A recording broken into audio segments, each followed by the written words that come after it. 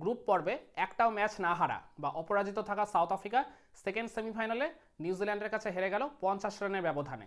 তো যার ফলে এই চ্যাম্পিয়ন্স ট্রফি টুর্নামেন্ট থেকে এখন তারা পুরোপুরি নক আউট হয়ে গেল, আর এই টুর্নামেন্টের ফাইনাল খেলার স্বপ্ন তাদের ওই জায়গায় পুরোপুরি ধূলিসাৎ হয়ে গেল। তো ঠিক কোন কোন কারণে সাউথ আফ্রিকা নিউজিল্যান্ডের কাছে হেরে গেল এই সেকেন্ড সেমিফাইনাল ম্যাচে, চলুন সেগুলো নিয়ে আজকের এই ভিডিওয়ে আলোচনা করা যাক। নিউজিল্যান্ড প্রথমে ব্যাটিং করতে নেমে ওই ওপেনিং জুটিটা তাদের খুব বেশি বড় না হলেও এরপর সেকেন্ড উইকেটে তাদের ওপেনার রাচিন রবীন্দ্র আর তিনে ব্যাটিং করতে আসা উইলিয়ামসনের মধ্যে 164 রানের একটা ম্যারাথন পার্টনারশিপ গড়ে ওঠে। শুধু তো এই পার্টনারশিপটাই নয়, এই দুই ব্যাটার ইন্ডিভিজুয়ালি নিজেদের সেঞ্চুরিগুলো কমপ্লিট করে নিয়েছিলেন। তো ডেফিনেটলি এই 164 রানের পার্টনারশিপটা ওই জায়গায় নিউজিল্যান্ডকে অনেকটা অক্সিজেন দিয়েছিল, আর যার ফলে তাদের ওই হিউজ টোটাল দাঁড় করাতে একটা ভিত গড়ে দিয়েছিল। তো এই 164 রানের পার্টনারশিপটা ডেফিনেটলি মানে সাউথ আফ্রিকার ম্যাচ হারের অন্যতম একটা বড় কারণ, কিংবা এই উইলিয়ামসন আর রাচিন রবীন্দ্র ইন্ডিভিজুয়ালি যে সেঞ্চুরি করেছিলেন সেটাকেও আপনারা বলতে পারেন মানে এই ম্যাচ সাউথ আফ্রিকার হারের অনেক বড় একটা কারণ। কিংবা বলতে পারেন মানে ওই সাউথ আফ্রিকা নিউজিল্যান্ডকে কিন্তু একটা সময় বেশ আর কি চাপেই ফেলে দিয়েছিল। ওই পরপর দুই সেট ব্যাটারের উইকেট তারা তুলে নিয়েছিল, আর সাথে ওই মানে ইনফর্ম টম লেথামের উইকেটও তুলে নিয়েছিল সাউথ আফ্রিকা। তখন নিউজিল্যান্ডের স্কোরটা হয়ে গেছিল 4 উইকেটে 257।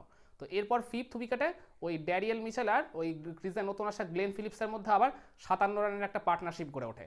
এই নতুন করে যে 50+ রানের পার্টনারশিপটা গড়ে উঠলো নিউজিল্যান্ডের, এইটার জন্যই আমি মনে করি মূলত তাদের স্কোরটা ওই 350+ চলে যায়, মানে যেটা এক প্রকার বলতে গেলে সাউথ আফ্রিকার ধরাছোঁয়ার বাইরে চলে গেছিলো। তো ওই জায়গাতেও সাউথ আফ্রিকা যদি খুব অল্প সময়ের মধ্যে আরেকটা উইকেট তুলে নিতে পারতো এই মানে ড্যারিয়েল মিচেল কিংবা গ্লেন ফিলিপসে, তাহলে আমি মনে করি সাউথ আফ্রিকা মানে এত আর কি বড় রান কনসিড করতে হতো না ওই নিউজিল্যান্ডকে। তো ডেফিনেটলি ওই ফিফথ উইকেটে মিচেল আর ওই মানে গ্লেন ফিলিপসের মধ্যে 57 রানের পার্টনারশিপ হয়ে যাওয়াটাও ডেফিনেটলি মানে সাউথ আফ্রিকার ম্যাচ হারের অনেক বড় একটা কারণ। কিংবা ওই আর কি দুই ব্যাটার মানে ড্যারিয়েল মিচেল আর গ্লেন ফিলিপস, তারা তো দুজনে ইন্ডিভিজুয়ালি 49 রানের দুটো ইনিংস খেলেছেন। ড্যারিয়েল মিচেল করেছিলেন 37 বলে, আর শেষের দিকে গ্লেন ফিলিপস ওই ঝোড়ো 49 রানের ইনিংসটা খেলেন, অপরাজিত ছিলেন তিনি মাত্র 27 বলে। ইন্ডিভিজুয়ালি এই দুটো ইনিংসকেও আপনারা ওই আর কি সাউথ আফ্রিকার ম্যাচ হারের কারণ হিসেবে তুলে ধরতেই পারেন। এরপর সাউথ আফ্রিকা যখন এই রানটা চেস করতে নামে, তাদের ওপেনিং জুটিটা কিন্তু খুব বেশি বড় হয়নি। রায়ান রিকেলটনকে বেশ শুরুর থেকেই দারুণ টাচে ছিলেন মনে হচ্ছিল, কিন্তু ওই রায়ান রিকেলটনের উইকেটটাই ওই জায়গায় প্রথমে তুলে নেন ওই ম্যাট হেনরি। তো এখানে আর কি অনেক বড় একটা ধাক্কা তারা খায়। কিন্তু এরপর সেকেন্ড উইকেটে ওই রাসি ভ্যান্ডার ডাসেন আর টেম্বা বাভুমার মধ্যে একটা 105 রানের জুটি গড়ে উঠেছিল ঠিকই, কিন্তু আমি এর আগের ভিডিওতেও বলেছিলাম ওই 363 চেস করার জন্য আর কি যেরকম অ্যাপ্রোচে যেরকম ইন্টেন্টে খেলা লাগে, এই টেম্বা বাভুমা কিংবা রাসি ভ্যান্ডার ডোসেন দুজনের মানে কাউকেই আমি দেখিনি সেরকম আর কি ওই তীব্র মেজাজে ব্যাটিং করতে, একবারে প্রতিপক্ষ বোলারদের উপর চড়াও হয় দ্রুত রান বের করতে। 105 রান তুলতে তারা ওই জায়গায় সময় নিয়েছে 106টা ডেলিভারি। মানে এদের পার্টনারশিপটা যখন ব্রেক হলো তখনও কিন্তু সাউথ আফ্রিকার ওভারঅল রান রেটটা কিন্তু 6-এর উপর ওঠেনি। তো ওই জায়গায় 105 রানের জুটি গড়ে উঠলো, মানে তারা সেই রকম প্রত্যাশা মতো আর কি মানে দ্রুত হারে রান তুলতে না পারার জন্য আমি মনে করি সাউথ আফ্রিকা ম্যাচ হারের একটা অন্যতম কারণ। আর এরপর তো সাউথ আফ্রিকার ইনিংসের সেইভাবে কোনো বড় পার্টনারশিপই গড়ে ওঠেনি। ওই 125 রানে যখন তারা দ্বিতীয় উইকেটের পতন হলো, তো এরপর তো বলতে গেলে ওই রাসি ভ্যান্ডার ডাসেনও নিজের উইকেটটার খুব বেশি কোণ ধরে রাখতে পারেননি। এরপর এইডেন মার্ক্রমও খুব অল্প সময়ের মধ্যেই ওই 31 রানের করে তিনিও প্যাভিলিয়নে ফেরত চলে গেছিলেন। মানে সাউথ আফ্রিকার ওই জায়গায় মানে মিডিল অর্ডারটা পুরোপুরি ভেঙে যায় ওই নিউজিল্যান্ডের স্পিনারদের সামনে। আর এর জায়গায় ডেফিনেটলি মিচেল স্যান্টনারের অনেক বড় একটা অবদান রয়েছে। ওই 105 রানের জুটিটাকে যেমন মিচেল স্যান্টনার ভেঙেছিলেন, তেমনি ঠিক পরপরে রাসি ভ্যান্ডার ডাসেন, যিনি কিনা ডেঞ্জারাস হয়ে উঠছিলেন 71 রান করে, তার উইকেটটা ওই জায়গায় ফিরিয়ে দিয়েছিলেন। আর তার ঠিক এক ওভার পরেই হেনরিক ক্লাসেনের মতো এরকম মানে একজন বিধ্বংসী ব্যাটারের উইকেটটাও ওই মিচেল স্যান্টনারই তুলে নিয়েছিলেন। তো তার এই দিন 3টা উইকেট যে তিনি তুলে নিয়েছিলেন, এটাও আমি মনে করি সাউথ আফ্রিকার ম্যাচ হারের অন্যতম একটা বড় কারণ।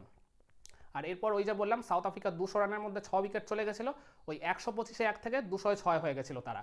মাঝের এই 75 রানের মধ্যে তারা যে গুরুত্বপূর্ণ 5-5টা উইকেট হারিয়ে ফেললো, বা বলতে পারেন তাদের ওই মিডিল অর্ডারটাই পুরো ওই জায়গায় ধসে পড়ে গেল। এটাও সাউথ আফ্রিকার ম্যাচ হারের অন্যতম একটা বড় কারণ। শেষের দিকে গিয়ে ডেভিড মিলার নিজের সাধ্যমতো যথেষ্ট চেষ্টা করেছিলেন, কিন্তু মানে ক্রিকেটটা তো আর সিঙ্গেল গেম নয়, এটা তো আর পার্সোনাল গেম নয়, এখানে একজন পার্টনারের ডেফিনেটলি প্রয়োজন পড়ে। উইকেটের এক পাশ থেকে তাকে যথেষ্ট পরিমাণে সাপোর্ট দেওয়ার মতো কেউ আর ছিল না। না মার্কো জ্যানসন ছিল, না ওয়ান মুল্ডার ছিল, না কেশব মহারাজ ছিল।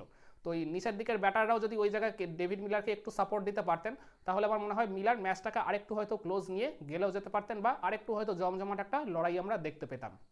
তো সব কিছু মিলিয়ে সাউথ আফ্রিকার এই মিডিল অর্ডার কিংবা লোয়ার মিডিল অর্ডারের যে ব্যাট হাতে এরকম চূড়ান্ত ব্যর্থতা, যে ন্যূনতম সাপোর্টটুকু তারা ওই ডেভিড মিলারকে যে একেবারেই প্রোভাইড করতে পারেনি কোনো সিঙ্গেল ব্যাটারই।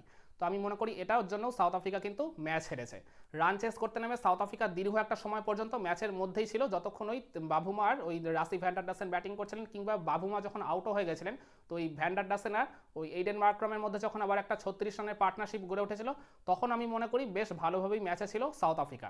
কিন্তু ওই আর কি ভ্যান্ডারডাসেন আউট হয়ে যাওয়ার পরেই বলতে গেলে সাউথ আফ্রিকার ইনিংসে এক প্রকার ব্যাটিং বিপর্যয় নেমে আসে। আমি মনে করি ওইটাই যে সাউথ আফ্রিকাকে ম্যাচ থেকে যে টোটালি ব্যাকফুটে ঠেলে দিল, মানে ওই জায়গা থেকে তারা আর রিকভার করতে পারেনি পরবর্তীতে তাদের ওই মিডিল অর্ডার বা লোয়ার মিডিল অর্ডারের ব্যাটারদের ব্যর্থতার কারণে। আমার কাছে মনে হয় ঠিক এই রিজনগুলোর জন্যই সাউথ আফ্রিকা সেকেন্ড সেমিফাইনাল ম্যাচে নিউজিল্যান্ডের কাছে 50 রানের একটা বিশাল ব্যবধানে হেরেছে। ওই তার সে গ্রুপ পর্বে তারা যতই অপরাজিত থাকুক বা ম্যাচ না হারুক। আপনারাও কি আমার সাথে একমত? আপনারাও কি মনে করেন এই রিজনগুলোই সাউথ আফ্রিকার এই সেকেন্ড সেমিফাইনাল ম্যাচ হারার জন্য অন্যতম দায়ী? কমেন্ট করে আপনার মতামতটা জানাবেন নাকি?